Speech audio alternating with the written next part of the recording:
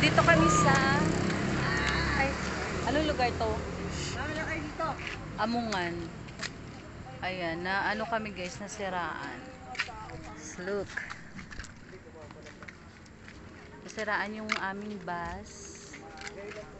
Wala pa kami sa iba. Wala pa tayo sa iba, 'di ba?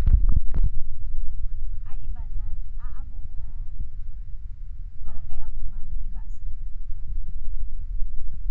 Ayan guys, nasiraan kami. More than 30 minutes na kami nag-antay.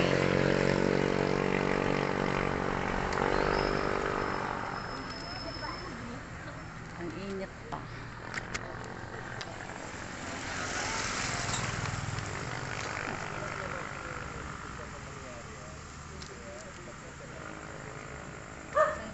Ayan na, nagre-reklamo na sila kasi maaga pa ang pasok ng iba. Ipasok pa yung mga estudyante bukas. Tapos, madidelay yung aming biyahe kasi nasiraan.